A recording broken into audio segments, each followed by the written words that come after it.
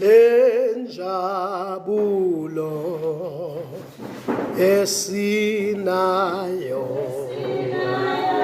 efonyanwa ngokuza kuJesu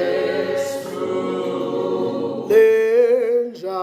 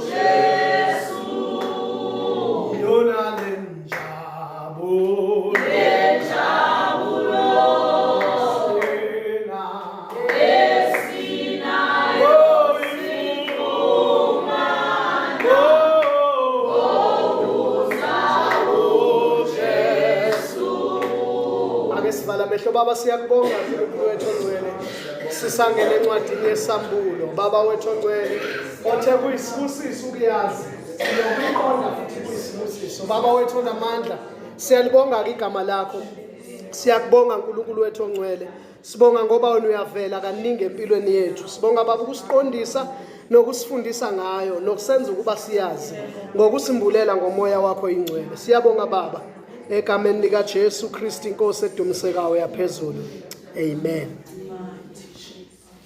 Mayibonge bazalwane amen. Manginibingelele nonke egameni lomfeli wethu Jesu Kristu inkosi yasemazulwini amen. Amen. Sileqa isikhathi bazali sizophuthuma endlela emangathi sokwenza ama chapters awu2 ama questions siwathatha sesiqedile ukurecorda amen. Amen. Ngibingelele egameni lika Jesu Kristu ke bazalwane amen. Amen. Siyambonga uNkulunkulu sisangena kwincwadi yesambulo chapter 15 incwadi yesishilelo chapter 15 uverse number 1 singena kuyona simdumisa bazali uNkulunkulu kakhulu ngokuba sambulele lencwadi amen. Amen. Asifundeni ke bazalwane amen. Asifundeni cela sifunde incwadi yesambulo chapter 15 verse number 1 sifundele inhloko ndaba sifunde nje sisheshise u15 ke bazalwane mfishane soqeda within no time nje sesingena ku chapter 16 yeah izingilosi eziyisikhombisa lezinhlupho eziyisikhombisa zokugcina niyakhumbula abazali sakhuluma ngalezazi ukuhlukana kwencwadi yesambulo ngizonitshengisa mase niyabona sesiqedile ukufuna ukwenza isambulo sesifike 22 ngizobe senginivezela incwadi yesambulo in 5 minutes ngiyichaze in 5 minutes ngiqede yonke senginivukuze ni understand ngoba nganivezela indaba ya 7 angels to the 7 churches ukuthi kunalomlayezo wamabandla esikhombisa ngithi uzoba amabandla kube ukusilwa kwabantu abakhethiwe baNkulunkulu kuzoba isikhathi solaka niyabona sisolakeni manje i last part yencwadi yesambulo amen sikwi wrath of God ulaka lukaNkulunkulu umsindo kaThixo silapho ke manje asifunde ke sisheshise ke verse 1 ngase ngibona esinye isibonakaliso ezulwini yebo esikhulu nesimangalisayo izingilosi eziyisikhombisa zinezinhlupho eziyisikhombisa zokugcina kusho ukuthi zike zaba khona yabo into makuthiwa yokugcina njengale verse uPaulo sathi elokugcina bazalwane qinane enkosini ngathi wayivalelisa uyambo and siyathola ukuthi esinye zencwadi uyibhale sejele kodwa enalela themba lokuthi hey uzathi nginethemba ukuthi akasekho omunye ozonitshela okunye ingakho umpostoli Paul ethi uma umuntu eshumayela noma efundisa into engingayifundisanga noma esingayifundisanga thina nimgweme nisuke eduze kwakhe namhlanje siphela nabo sikhonza nabo kodwa siyazi bashumayela into engekho inhlupho zokugcina azikho ezinye yebo ngokuba ngazo kwase kupheleliswa ulaka lukaNkulunkulu ngazo kwapheleliswa ulaka lukabantu bazalwane Yebo ke. Ulaka lukaNkulunkulu. Ngicela ngifundele ku-English. The 7 angels with 7 plagues. Yes. And I saw another sign in heaven, great and marvelous. 7 angels having the 7 last plagues, for in them is filled up the wrath of God. Nikhumbule ukuthi naseGibhithe kuyaba khona indaba eyinhlupha ngithi. All right. Okay, kuyona kupheleliswa ulaka lukaNkulunkulu. All right, siyaqhubeka verse 2 siyaleqa namhlanje woza. Verse number 2. Ngabona kungathi ulwandle lwengilazi luxubene nomlilo. Ngabona ngathi ulwandle lwengilazi luxubene nomlilo. Uzoyizwa ku-English. Qhubeka. Nalabo abanqobe isilo nomfanekiso waso nesibalo segama laso bemi ngasolwandle lwengilazi bephethe amahabhu kaNkulunkulu. Nayo ke bazali la ihlukana khona. Obani laba? Ithina. Ama-Gentiles. Yes, bazalwane. Ama-Gentiles lawa kukhulunywa ngawo la. Amen. Amen. Yeah, sathendela ama-phones wacishile bazalwane siyaqhubeka. Okay. Niyayizwa bazalwane kuthiwa ngabona kungathi ulwandle lwengilazi. Lo lwandle lo kuthiwa labonakala kuthiwa kwabonakala nalabo abasinqobile isilo. Abanqobile banqoba nomfanekiso nenamba yesilo. Kushuthi abanqobe i-6 banqoba futhi ukusinqula usikhonza. Niyakhumbula ukuthi ngithe sonikeza istage umfanekiso bese uphila ukhulume. Niyakhumbula bese ethi ku-false prophet bonke abangaguqi kusona bazobulawa. Niyakhumbula? Focus on bazalwane ngoba ngizoyisheshisa le ndaba. Niyakhumbula le ndaba leyo? So ithi ke le nto bazalwane lana ke abazobe besinqobile lithi iBhayibheli banqoba ngegazi lewundlu nangobufakazi ababenabo ngoJesu. Ibandla lokugcina leli lizongena kwi-tribulation lidlule inhluphweni mamngcobo lithi so never die. Elizothi thina siyaphambila siye emuva. Elizothi noma ngihlupheka Nkosi kungifanele. Lithi noma nginganquma ikhanda kungifanele. Abasidelayo lapha. Iningi lethu lobe lingekho ngalesikhathi kodwa abanye bawo bebekhona. Amen. Niyezwa bazalwane? Nizwini? So kuthiwa bawo benqobile uyabona uNkulunkulu uyabakhumbula. Kuthiwa laba bawo benqobile bawubonakala bemonqenqemeni. Yabo bephethe amahabhu behlabelela mzozo ingoma bazobehla. Khumbula niyakhumbula ukuthi amaJuda wona azobehlabelela iphi ingoma? Aneyawo engasiyo. Nathi sineyethu. Hallelujah. Iyaziwa yethu. Hallelujah. Funda. Awufunda kwisixhosa uverse 2. Yo ngiyawuthanda uverse 2. Verse 2. Kwaba ngathi ngibona ulwandle olusakuglasi. Yebo. Luxutshwe nomlilo. Luxutshwe nomlilo. Uyabona kulwandle alikwazi ukuxutshwa nomlilo. Enye into kufanele niyibuke bazalwane. Kufanele niyibuke izimpawu zokukhuluma kweBhayibheli. Ulwandle nomlilo into engenzekile. Ngoba ulwandle fala ukucima umlilo. Uyabo nomlilo awukwazi ukuvutha ulwandle. Kodwa uNkulunkulu meyikhomanda kuyokwenzeka. It means akukho uyayibona konke obusivaliwe la. Ulaka likaNkulunkulu liyobe ligcwele ulwandle ligcwele nomlilo. Kushuthi kobe kusebenzisana into engakazi yenzeka amanzi nomlilo ungaze kuhlangana. All right, asiqhubeke baba. Kwakumi ngakulo abo babequbisene nehamncwabaza koyisa. Yebo. Baphikisana nomfanekiso wabo. Abaphikisana nomfanekiso wabo. Yebo. Ngokunjalo nenani legama lalo. Bonke babephethe ihabhu. Bonke babephethe ihabhu. Okay. Lithi la likaNkulunkulu. Okay, kulungile. Niyayizwa ke bazani baphethe amahabhu kaNkulunkulu. Uthe yini amahabhu ku-English? Funda ku-English number 2. And verse 2. And I saw as it were a sea of glass. Sea of glass.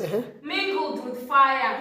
And them that had gotten the victory over the beast, and over his image, and over his mark, and over the number of his name, stand on the sea of glass, having the harps of God. Standing the sea of glass kusho ukuthi lobe lu-transparent ulwandle ngelingcole okwamanje liyangcola lingcoliswa imifula engenayo kodwa ngalola suku manje ngoba ubona ukude yonke into eyenzeka olwandle ubona umlilo uxubene nolwandle ulaka lugubha amagagasi lawo esithi amaza kuyobe kugubha umlilo kanye nolwandle ngaleso sikhathi into esabisayo usayifunda nje. Okay, asiqhubeke kunkululeko phuthuma. Verse number 3. Bahlabelela igama likaMose. Imani ke bahlabelela igama likabani? LikaMose. Sizolizwa kasicule igama likaMose. Awuqhubeke. Bahlabelela igama likaMose. Ingakho ngithe umprofeti omunye ozayo uMose. Niyamuzwa uyokhulunywa ngencwadi yesambulo. Qhubeka. Bahlabelela igama likaMose. Bahlabelela igama likaMose. Inceku kaNkulunkulu negama lewundlu. Negama yazi elikaMose nelewundlu. Kuhlangene manje kwayihube elilodwa. Bahlabelela igama likaMose nelewundlu. Qhubeka. Bathi Mikhulu. Iyamangalisa imisebenzi yakho. Khona ingoma esiXhoseni ethi mikhulu iyamangalisa imisebenzi yaThixo. Niyayazi bazalwane. Kodwa kulona ke lelo ngoba lama wenza afane exactly. Qhubeka. Bathi mikhulu. Iyamangalisa imisebenzi yakho. Yebo. Nkosi uNkulunkulu somandla. Nkosi uNkulunkulu somandla. Zilungile ziqinisile izindlela zakho. Yebo. Wena Nkosi yezizwe. Wena Nkosi yezizwe. All right. Okay, funda ku-English. Verse 3. And they sing the song of Moses, the servant of God, Yep. and the song of the Lamb, And the song of the Lamb. Yebo. saying, Great and marvelous are thy works, Yeah. Lord God Almighty. Yebo. Just, true in thy ways, thou King of saints. Ake ngibuze bazalwane, niyayizwa le ngoma?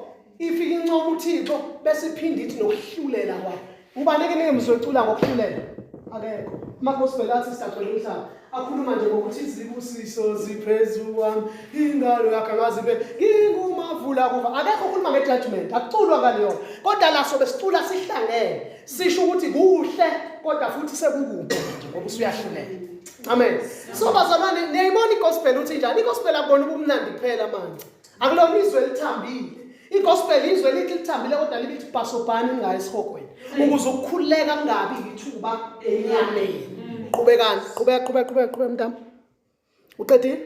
Okay, qhubeka kuIzulu verse number 4. Verse number 4. Ngubani ongayikwesaba Nkosi? Yebo. Adumise igama lakho na. Uyabuza, Ngokuba wena wedwa ungcwele. Ungcwele. Zonke izizwe ziyabuza zikhuleke phambi kwakho. Ngokuba izenzo zakho zokulunga sezisobala. Izibona izenzo zakho zokulunga zesizoba elinye lithi sezibonakalisiwe. Funda kuEnglish. Verse 4. Who shall not fear thee, O Lord, and glorify thy name? For thou only art holy. For all nations shall come and worship before thee. For thy judgments are made manifest. Oh, thy judgment. Seyamanifest asakhulunywa. Seyamanifest aseyenzeka. Funda verse number 5 kulelo. Emveni kwalokho ngabona. Kwavulwa ithempeli, ithabelekele lobufakazi ezulwini. Verse number 6. Yebo. Kwase kuphuma ethempelini izingelosi eziyisikhombisa ziphethe izinhlupheko eziyisikhombisa. Yo, Nkosi yami. Zazembethe ingubo yelineni ehlanzekileyo nekhazimulayo. Zizibophe ezifubeni ngamabhande egolide. Akubona uSathane lo, ingelosi ngqo zikaNkulunkulu kodwa ziphethe inhlupheko zolaka likaNkulunkulu. Funda kuEnglish. Verse 5. And after that I looked, and behold, the temple of the tabernacle of the testimony in heaven was opened. Verse 6. And the 7 angels came out of the temple, having the 7 plagues, clothed in pure and white linen, and having their breasts girded with golden girdles. Funda verse number 7. Esinye sezidalwa ezine sanika izingelosi eziyisikhombisa izitsha zegolide. Yebo, ezegolide kodwa zigcweleni.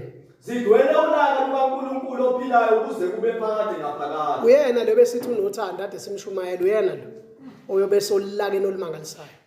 Eseyijudge engasalona ilembu.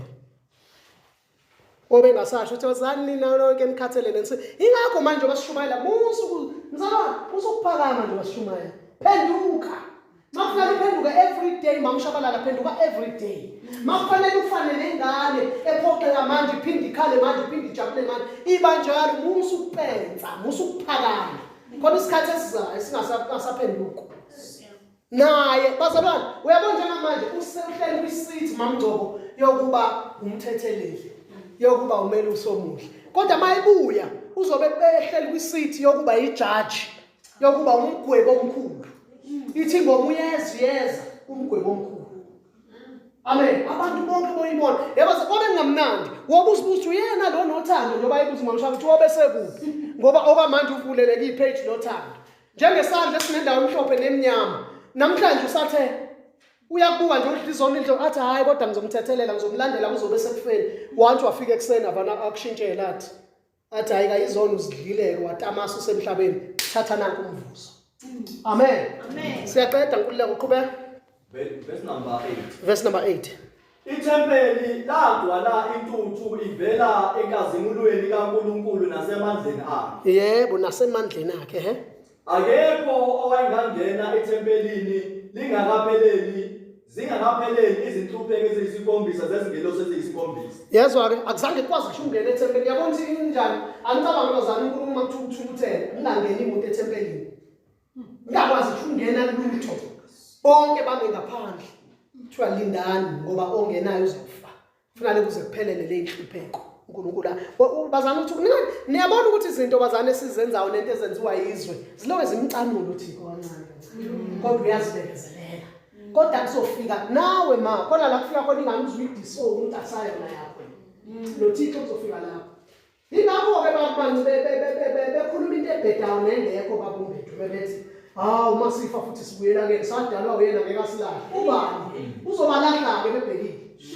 Abafundi incwadi yesambulo babone balahla ebajaja. Amen.